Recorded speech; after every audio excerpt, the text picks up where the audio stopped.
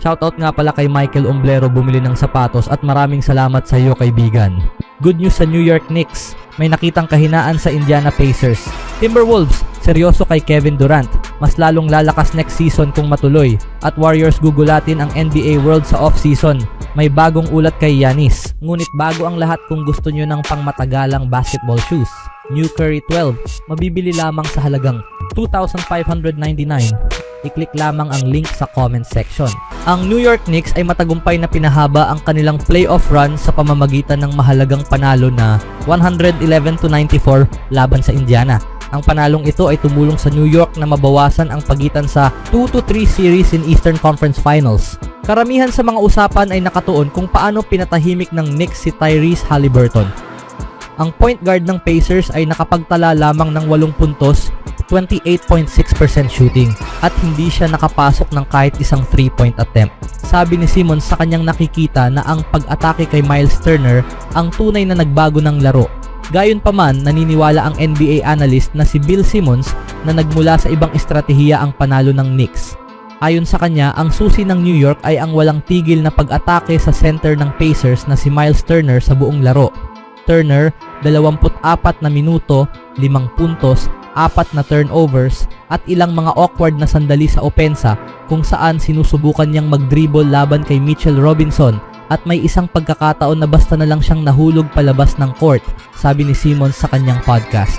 Para sa akin, ang pinakamalaking ginawa ng Knicks bukod sa pagpuwersa kay Haliburton at gawing mas mahirap para sa kanya sa depensa ay talagang ramdam mong inaatake nila si Miles Turner. Parang, nasa iyo ang bola, aatakihin kita. Dagdag pa niya. Ang kapalpakan ni Turner ang tuluyang sumira sa opensa ng Indiana. Napakalaki ng kaibahan kumpara sa mga naunang laro ni Turner. Bago ang Game 5, palagi siyang nakakakuha ng double digits laban sa New York at madalas na nangingibabaw sa loob ng paint. Sa Game 5, hindi tumigil ang Knicks sa pag-pressure dahilan para mapasabak ang Indiana sa mga alanganing sitwasyon kapag malapit na sa oras ang shot clock. Ang paghihirap ni Turner ang nagsilbing mitsa ng pagbagsak ng opensa ng Pacers. Sa isang sarkastikong pahayag, iminungkahi ni Simmons na maaaring maapektuhan ang kinabukasan ni Turner sa NBA dahil sa kanyang performance. Ang free agency tape ni Miles Turner ay kailangan talagang i-edit ng maigi. Pabirong sabi niya, si Turner ay papasok sa unrestricted free agency ngayong summer at may mga ulat na interesado sa kanya ang mga kuponang tulad ng Los Angeles Lakers at Golden State Warriors. Sa regular season, nag-average siya ng solidong stats na 16 na puntos, 7 rebounds at 2 blocks kada laro habang may 39.6% shooting from the 3-point range.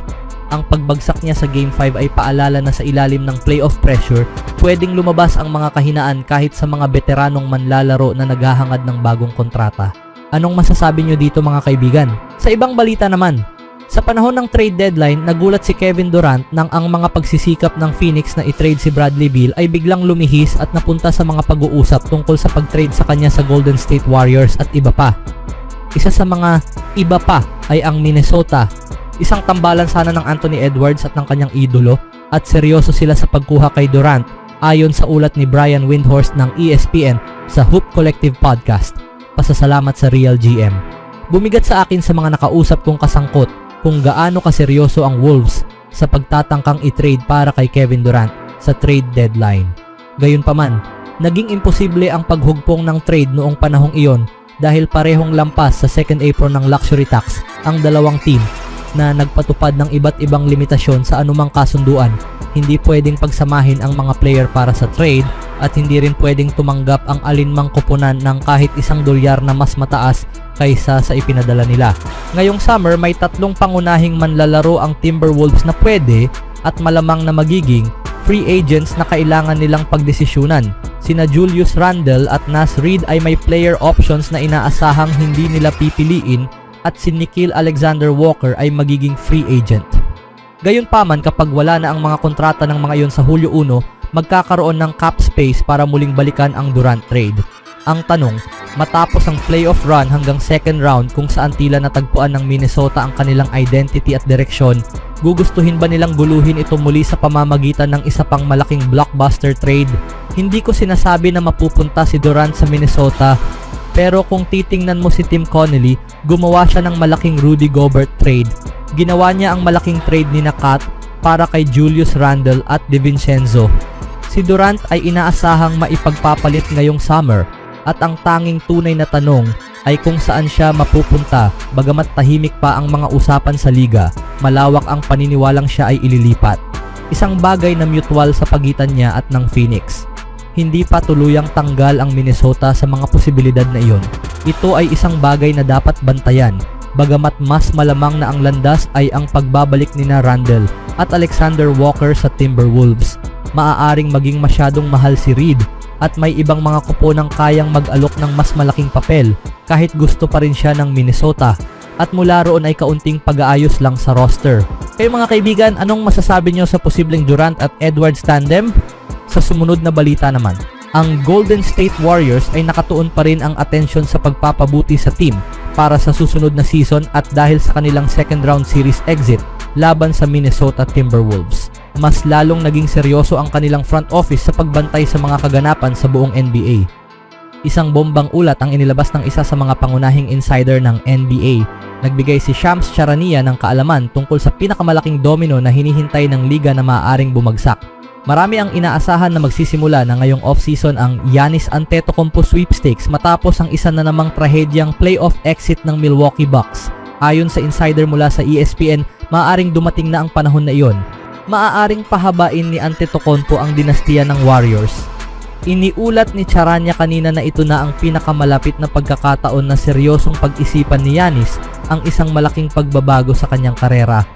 Ang two-time NBA MVP ay wala pang tiyak na desisyon tungkol sa kanyang kinabukasan sa Bucks matapos ang ikatlong sunod na post-season exit ng prangkisa sa unang round. Ngunit sa unang pagkakataon sa kanyang karera, si Antetokounmpo ay bukas na ang isipan sa pag-explore kung ang pinakamainam na pangmatagalang posisyon niya ay ang manatili sa Milwaukee o lumipat sa ibang koponan, ayon sa mga source ng liga na sinabi kay ESPN. Shams Charania. Dagdag pa ni Charania sa parehong ulat, anumang pag-uusap tungkol sa perennial All-NBA superstar at 2021 NBA champion ay magsisimula sa kung saan niya nakikita ang kanyang pangmatagalang kinabukasan at kung may ibang prangkisa sa labas ng Milwaukee na makatuwiran para sa kanya. Dagdag pa ni Shams Charania, kung ito nga ang off-season kung kailan tuluyan ng susuko si Antetokounmpo sa pananatili sa Milwaukee, magkakaroon ng pagkakataon ang Warriors na palakasin pa ang isang matatag ng sitwasyon.